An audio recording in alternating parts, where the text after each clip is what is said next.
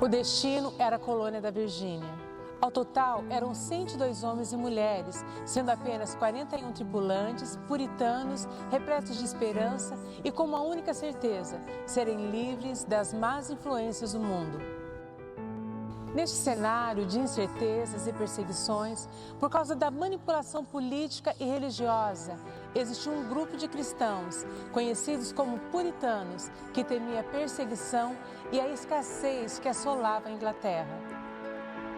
Em 1620, 41 deles e outros 61 tripulantes, entre civis e aventureiros, são enviados para a nova colônia em um barco chamado Mayflower. Os relatos históricos contam que os primeiros meses foram ainda mais desafiadores.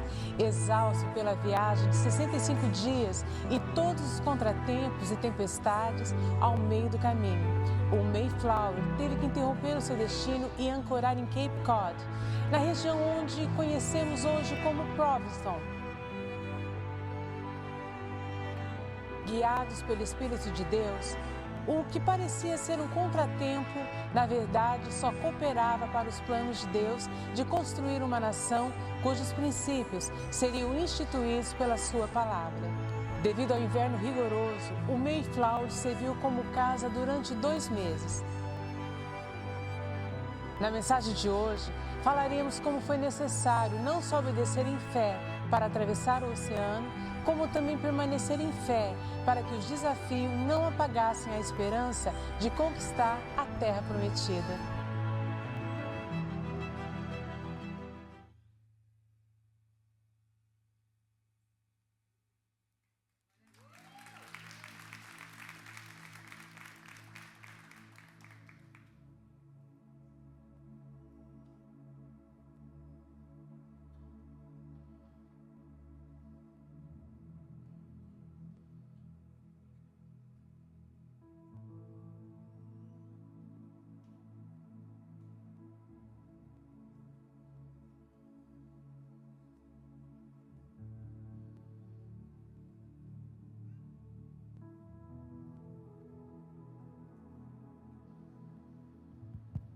Que na igreja só tem artista, né, gente? Que a gente se revela.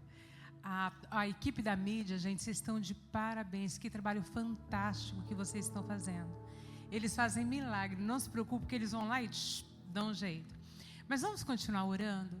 Senhor, em nome de Jesus, que nessa série que nós estamos para apresentar para a igreja, Pai, que venha ter unção, que venha ter significado, que possamos entender, Senhor, qual é o nosso propósito também, Pai. Me usa, Senhor, para discernir tantas coisas e que possamos, Senhor, ser bênção na vida de cada um dos que estão aqui e dos que virão, em nome de Jesus. Amém? Amados, a história dos Pilgrims, os puritanos. Alguém já ouviu, já estudou na escola? Já? Good job. Mas é tão interessante que nós vamos estar ministrando sobre a cultura da gratidão. E quando isso estava acontecendo lá na Europa, eles eram puritanos, então eles tinham o quê? Era o evangelho verdadeiro, o evangelho que não era corrompido. Eram os primórdios, aqueles que realmente não tinha contaminado ele ainda. E eram os puritanos. E continuando aquilo, o que aconteceu? Por que eles quiseram sair de lá para ir para outro lugar? Houve uma situação financeira muito forte lá, uma crise financeira, uma perseguição política, uma perseguição religiosa. Antigamente, desde os primórdios, a religião e a política, ela andava junta, completamente junta. Então, não havia política ou religião, tudo era baseado na religião. Quando você estuda advocacia, se você... Tem algum advogado aqui que já estudou no Brasil? Amém? O que acontece? Do início fala da Bíblia, falando das leis, não é? Na matéria que começa, já começa fazendo assim, mas antigamente era muito. Tudo que se dizia acerca da lei era política, ele andava muito junto. E naquele tempo, lá pelos anos de 1517, a Igreja Católica, ela começou a colocar algumas coisas. E Martinho Lutero, em 1517, ele criou aquelas 95 teses. Quem já estudou, provavelmente em seminário, vai saber sobre isso. Mas essas 95 teses que ele defendia, uma que ele falava que a Igreja Romana, ele não era a favor das indulgências. E o que eram as indulgências naquela época? As indulgências, quando uma pessoa, que nem eles acreditam no céu, inferno, purgatório. As indulgências era algo que a pessoa que estava em pecado, depois de morta ainda assim, alguém em vida, pagaria alguma coisa, pagaria alguma indulgência, e você conseguiria, lá no mundo espiritual, ser perdoado. E isso era dinheiro. Vocês lembram quem é da minha época?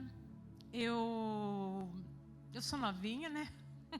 Vou falar uma coisa, vocês vão lembrar. Vocês lembram de um programa na televisão que eles brincavam de comprar terreninho no céu? Vocês lembram? Não lembra, não? Não é, não? Mas tinha um programinha que eles tiravam sarro da igreja e ficavam falando sobre isso. Mas isso se deu por causa das indulgências, que eles iam dando moedas, então sempre chegava, ia pagando, e Martinho Lutero, ele não apoiava isso. E ele foi defendendo essa tese, falando, e foram 95 teses, e muitas pessoas, os puritanos, que também não aceitavam isso, começaram a não querer praticar aquilo. Eles foram para a Holanda. E ficaram lá por 10 anos, lá, e ficaram com medo de perder a língua e a cultura deles. E eles queriam ir para outro lugar. Mas, enquanto isso, lá na Europa, o rei Henrico VIII, ele era casado com uma mulher. E essa mulher, ela era estéril. Oi? Ela está falando. Ele casou com uma mulher estéril que não podia ter filho. E neste momento, o que aconteceu? Ele queria, porque queria, que a igreja desse a separação para ele poder casar com outra pessoa. E a igreja não dava separação. O que ele fez? Ele se separou.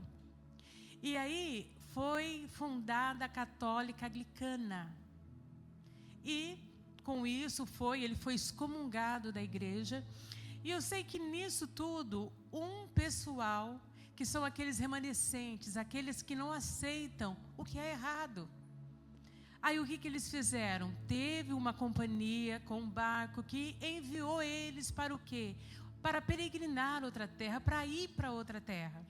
Agora nós vamos voltar. Eu estou dando uma pincelada na história, porque nós estamos vivendo o resultado da história de alguém que pagou um preço. O resultado de alguém que acreditou, que confiou no Senhor, e ele foi em perseverança, em fé, e ele veio, e eles vieram. E essa vinda deles não foi fácil. Eles pegaram um barco, eram para vir 2 barcos. Um se chamava Mayflower, que é o que a gente conhece. O outro, deixa eu ler aqui o nome do outro barco. O outro se chamava Speedwell. Esse Speedwell, ele não chegou aqui, mas o Mayflower chegou. Agora vamos lá colocar nós como os peregrinos. Quantos de vocês, quantos de nós saímos da nossa terra, passamos pelo México, muitos com coiote, tiveram tantos problemas no meio dessa passagem. E este Speedwell, eu não sei o que aconteceu com ele, mas eu sei que muitos que vieram pelo México morreram, outros foram deportados, outros que vieram mesmo que pela porta de entrada, também foi negado e se fechou a porta. Mas o Senhor teve propósito, assim como Ele teve propósito com os puritanos. Eu creio que Ele tem um propósito conosco, porque nós não chegamos aqui porque nós somos mais bonitos, é porque o Senhor, Ele tem propósito e Ele cumpre. E a nossa história não é diferente daquela do povo que estava no Egito, que estava escravizado lá, e de repente o Senhor levanta um homem para fazer com que eles saiam do Egito. E eles vão peregrinar por aquele deserto. E quando eles terminam de peregrinar naquele deserto, antes, vocês lembram que era falado da Páscoa, para pegar um novilho, colocar nos umbrais o sangue. E naquele momento estava se relembrando a Páscoa. Então também aquelas pessoas, elas foram para um lugar, elas saíram de um lugar e foram para outros, que hoje nós também vivemos a história deles. Vivemos a história desses puritanos. Vivemos a história de um povo que pagou um preço. Quando eu comecei a estudar um pouquinho a história deles, eu comecei a lembrar da minha história. Como foi que eu saí do Brasil? Como foi chegar numa terra estranha, numa terra que eu não sabia, nem fazer compra em supermercado. Talvez para vocês fossem fáceis, mas para mim não foi. Para mim era difícil chegar numa sessão onde o shampoo não estava junto com o sabonete. Porque é uma sessão de shampoo, já comprei sabonete pensando em ser shampoo. Mas hoje em dia a tecnologia está muito grande, ok. Mas imagina aquele povo naquela época. Hoje nós estamos sentados aqui, na New England, no Cape Cod, aonde quando eles vieram, como foi relatado, eles pararam lá. Onde é que foi que eles pararam, para ver se vocês lembraram? Provincetown. E naquele momento que eles pararam lá, eles viram que não havia possibilidade deles ficarem lá. Era muito frio. Aí eles deram a volta e pararam aonde hoje a gente chama de Plymouth. Só que para nós hoje, o que eles desbravaram, está muito fácil para a gente.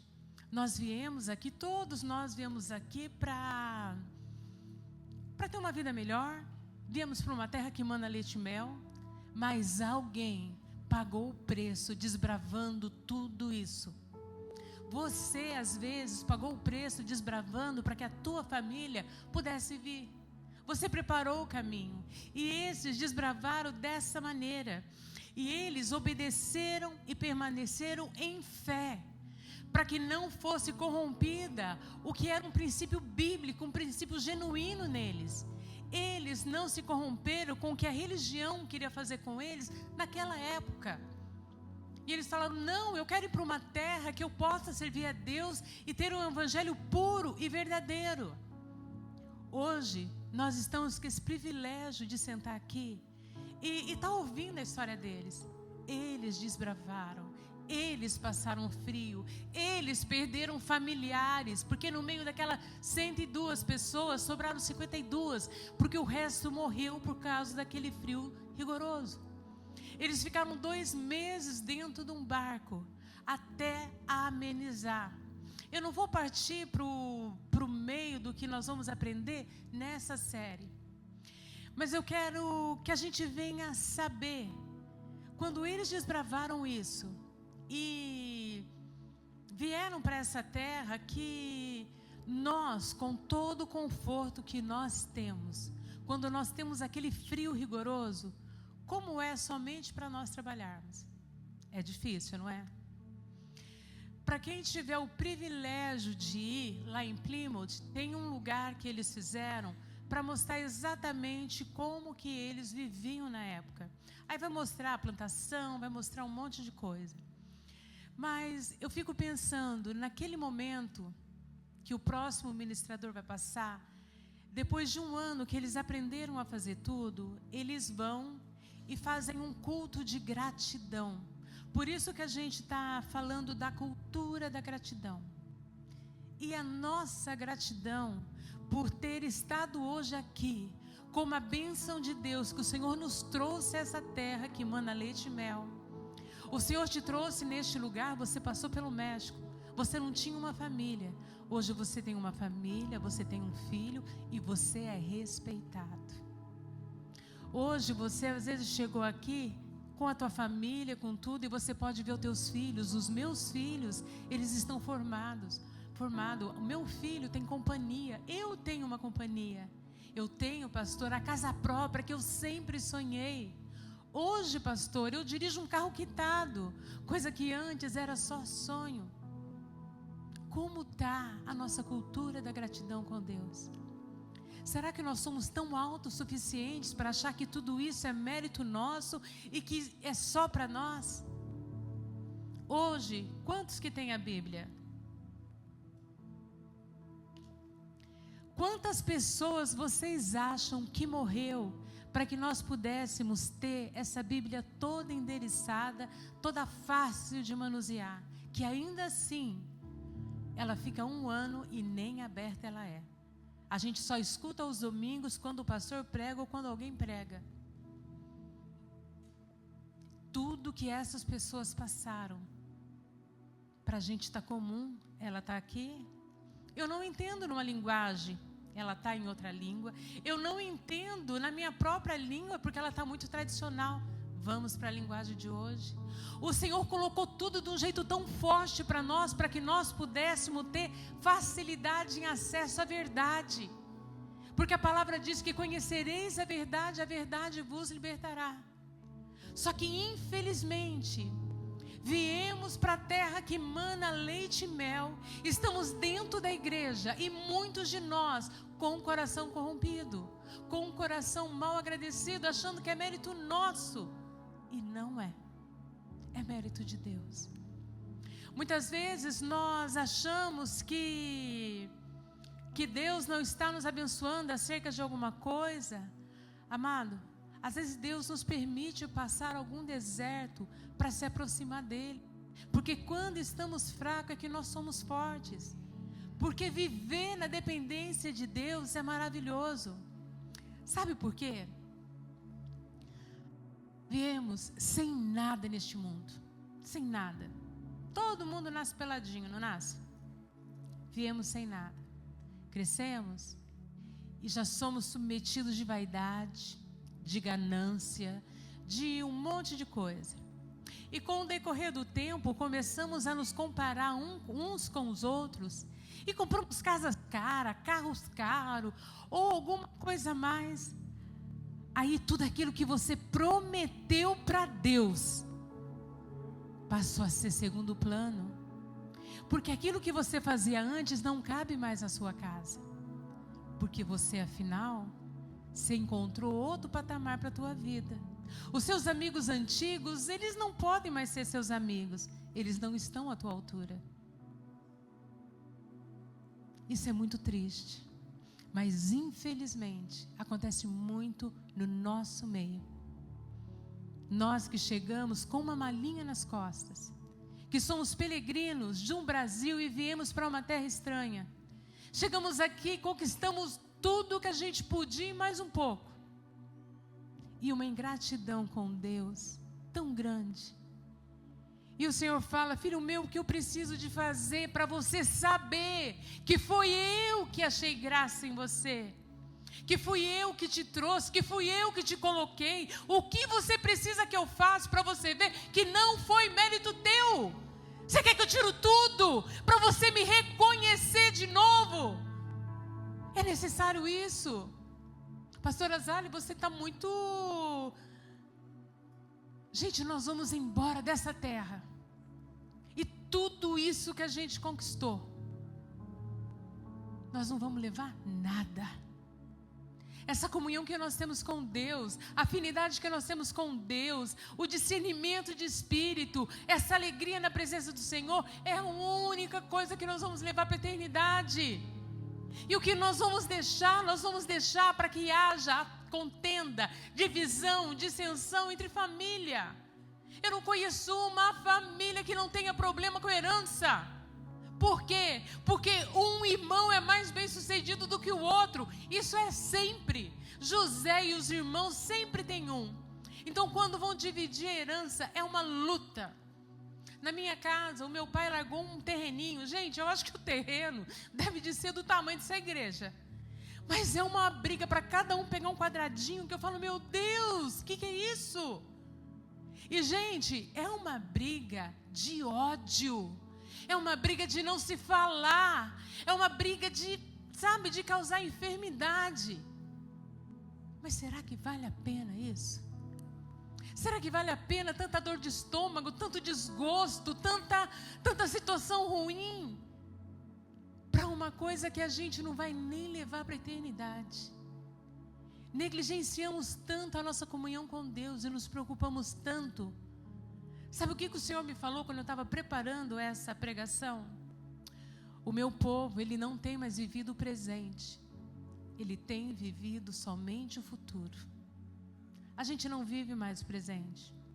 Eu vou trabalhar porque eu quero ter, eu vou trabalhar porque eu preciso ter, eu vou trabalhar. E depois você ganha. A gente não para. Você quer mais, você quer mais, você quer mais. E muitos estão aqui agora, mas não estão com a cabeça aqui nessa pregação.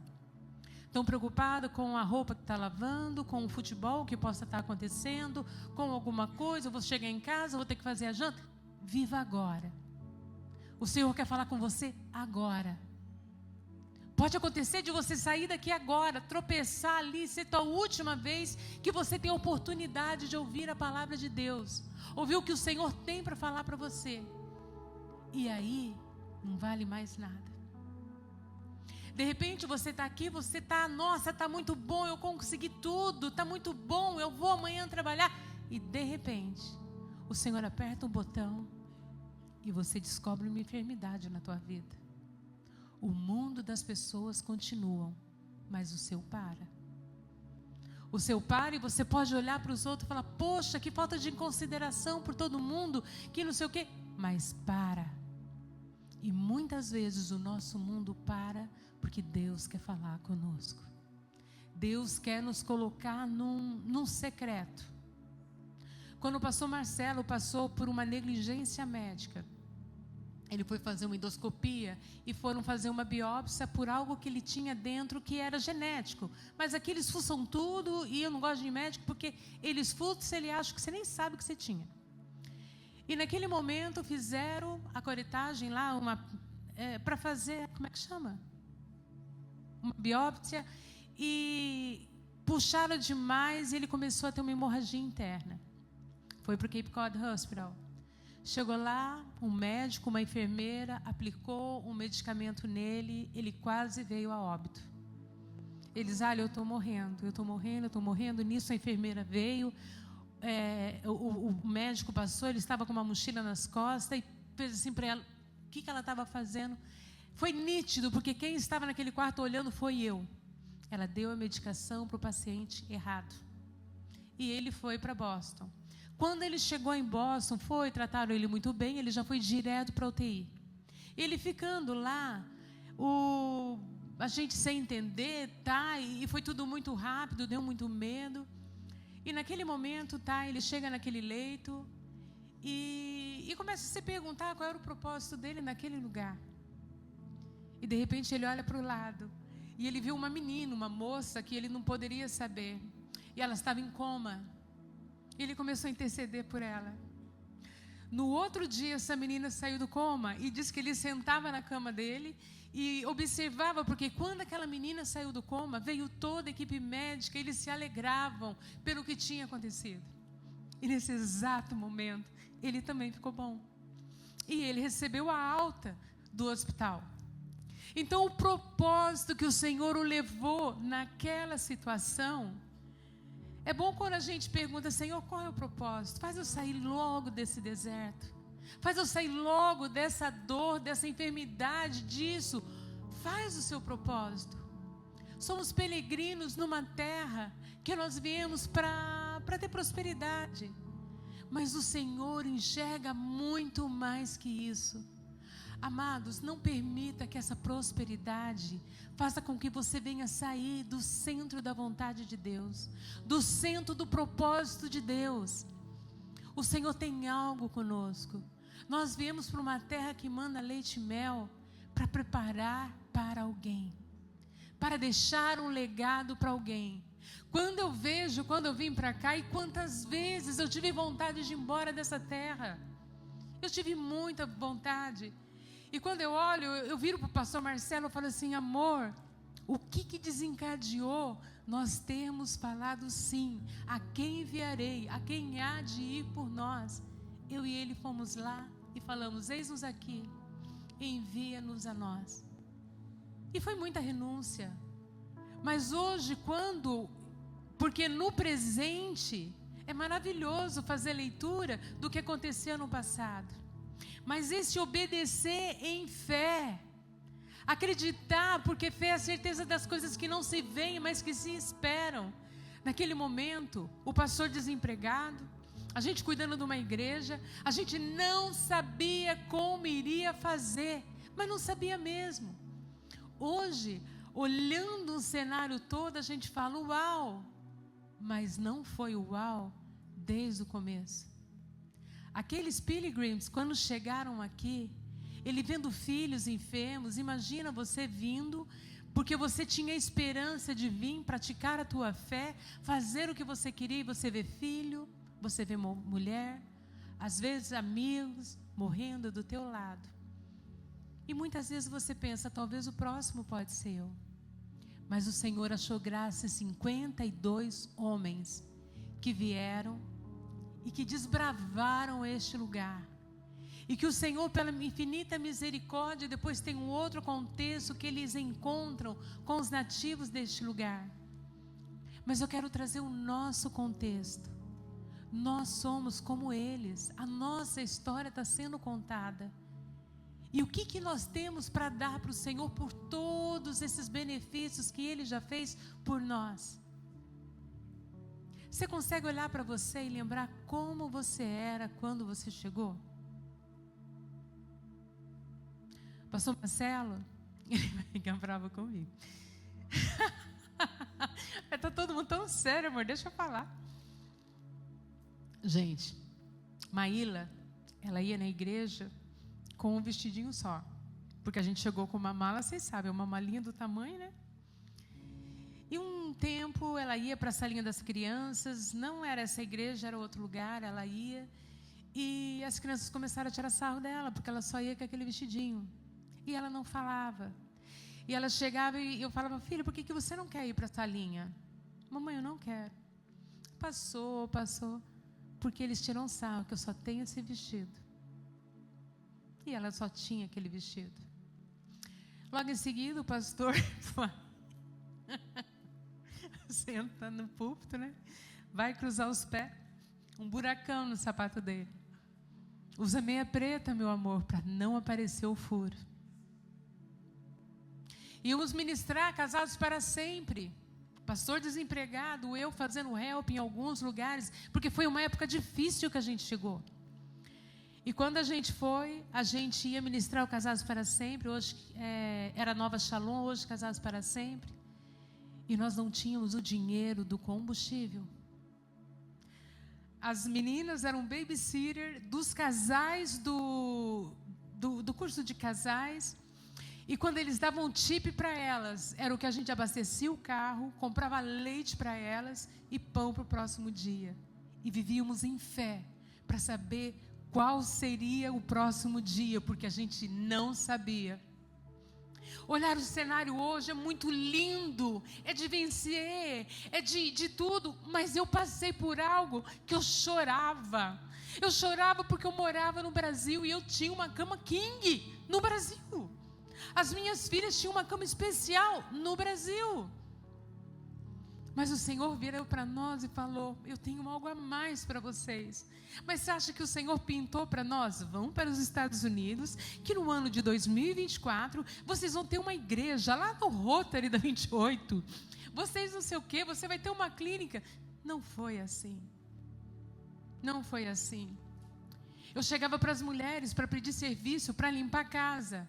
Elas olhavam para minhas mãos e falavam, você não serve para isso. E eu chorava muito. Eu falava, Senhor, eu fui tanta coisa, o que o Senhor tem para nós? Primeiro o Senhor nos lapidou, mas nos lapidou de um jeito que foi para viver na dependência dEle. E às vezes, amado, você está passando por isso. Às vezes você olha a minha vida e do pastor Marcelo e você acha, uau, vocês não têm ideia de quantas vezes a gente chorou por não saber o que teríamos no dia de amanhã. Porque quando é só você e teu marido é uma coisa, mas quando você tem filhos, é difícil. Quando temos filhos, a coisa dói. Mas Deus, trabalhando tudo de um jeito tão maravilhoso, o que Ele fez? Ele fez eu limpar uma casa de uma mulher que ela tinha um problema de compulsividade. E ela tinha uma filha do tamanho da Marjorie, outra do tamanho da Maíla, outra do meu tamanho e o marido do tamanho dele. Para vocês terem ideia de como eu era sabidosa, eu chegava em casa, todas as vezes que eu ia limpar a casa dessa mulher, de 15 em 15 dias, eu chegava com sacos de roupa arrastando para nós. Então era roupa para mim, então eu só usava Loft, Banana República, as minhas filhas Abercrombie, só isso, porque essa mulher dava as roupas com etiqueta para nós. E Deus começou a fazer isso. Aí um dia, cheguei em casa com uma caixa da Puritan. E vocês sabem que as coisas lá não são baratas, não é verdade? Cheguei em casa, abri aquela caixa, vi uma camisa daquela. E para quem está aqui há muito tempo, lembra da Puritan que vendia carro? E tinha também o negócio de oficina? Virei para meu marido e falei assim: olha, meu amor, a gente está aqui tudo bem. Agora você usar roupa de mecânico para ir para a igreja, você não vai usar não.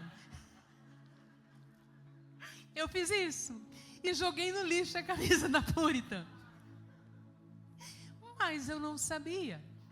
Mas o que eu estou falando para vocês, que quando a gente olha o contexto desses pilgrims que vieram da Europa, e que hoje nós estamos aqui desfrutando do que eles desbravaram, de uma certa forma vocês estão desfrutando do que nós desbravamos. Não é honra e mérito meu, não.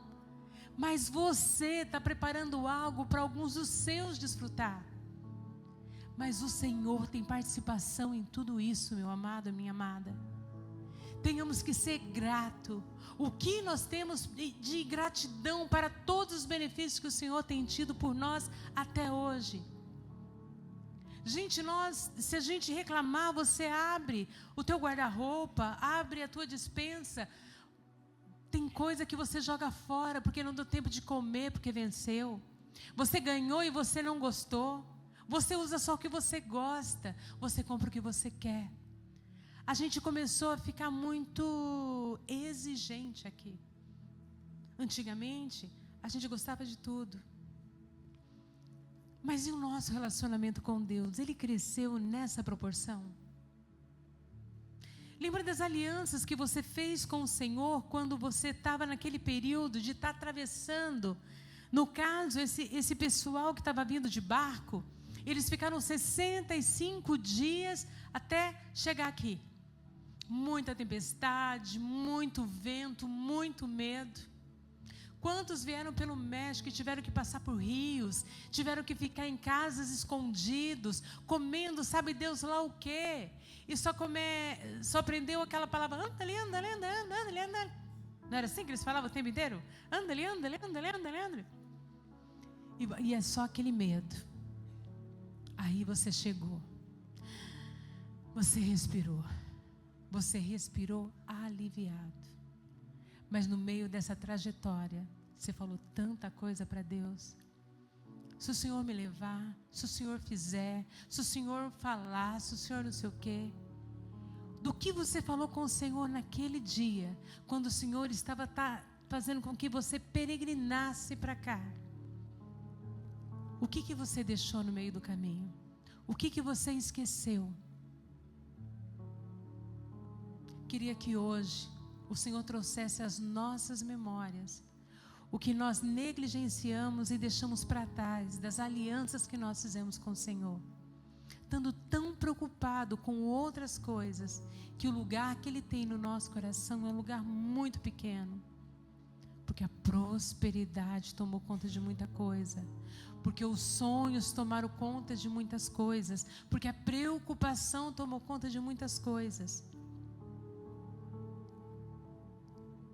O que ficou que o Senhor está esperando de você, de mim, até hoje?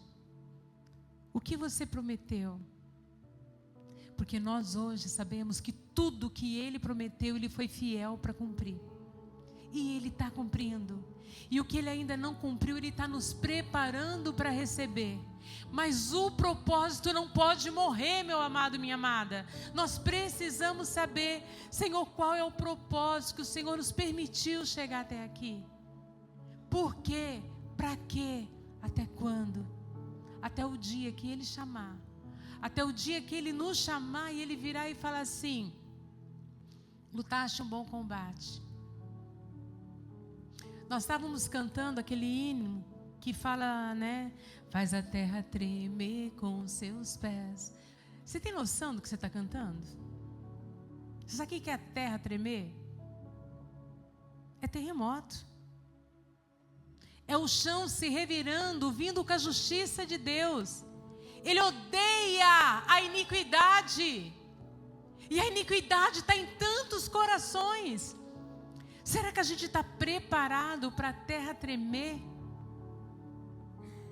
E que um leão ruja e que ele venha?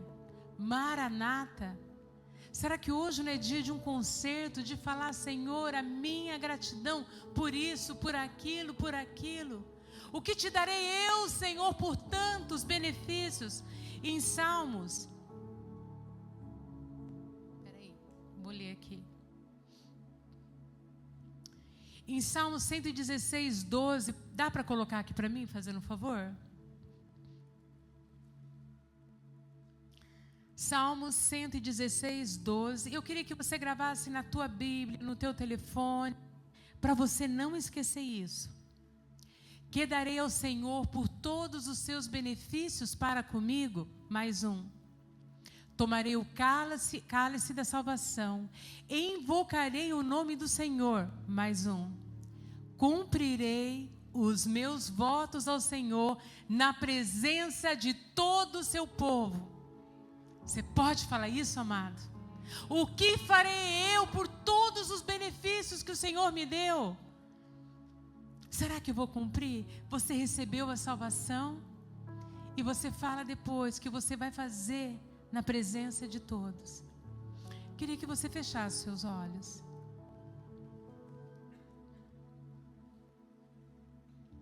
Eu queria que você fizesse um exame de consciência acerca de quando surgiu o sonho de você peregrinar para essa terra. Às vezes, para você foi mais fácil, você chegou neste lugar com documento. Às vezes, você está aqui até hoje, sem documento, esperando a graça de Deus. Eu esperei por 20 anos. E por que o Senhor parou em algumas etapas de nossas vidas?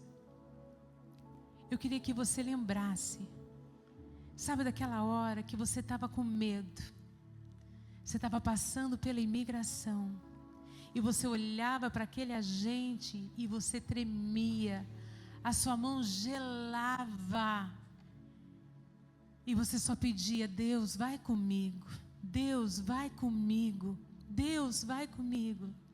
E Ele foi, e Ele te trouxe até aqui. Agora você está atravessando aquele lugar que você só ouve os bochichos, só aqueles bochichos falando: vai, fica quieto, eles vão te ouvir. E você já não sentia mais nem o teu corpo de tanto medo que você sentia. Mas você nunca falou com Deus com tanta fé como você falava naquele período que você estava passando. Era um medo, era um pânico. E você só falava: Senhor, vai comigo, vai comigo. E eu te pergunto agora, quanto tempo foi a gratidão que você teve com o Senhor por tudo que Ele te fez até aqui? Passamos por tantas coisas, e a mão do Senhor nos acompanhou em todas elas. E o Senhor te pergunta agora: o que você me dará por gratidão a tudo que eu te tenho feito? Como está o teu coração a meu respeito? Eu queria que você tivesse a liberdade ajoelhar onde você estiver, porque isso é um culto de gratidão, é teu e Deus. É para reconhecermos a cultura da gratidão mesmo, a cultura de saber que nós não somos super-heróis. O Senhor permitiu algumas coisas. E eu queria que agora a gente ajoelhasse sim e pedisse perdão por todo egoísmo, por todo egocentrismo, por tudo que a gente está se achando que a gente é. Mas a cada situação o Senhor nos presenteou, o Senhor nos guardou, o Senhor nos honrou, o Senhor nos amou incondicionalmente. E neste momento, relembra por onde você passou.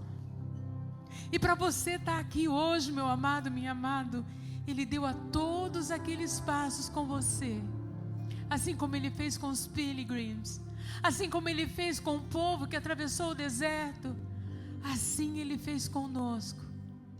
E nós ouvimos a história dessas pessoas que se cumpriu na vida delas, mas a nossa história ainda está sendo contada. O que te darei eu?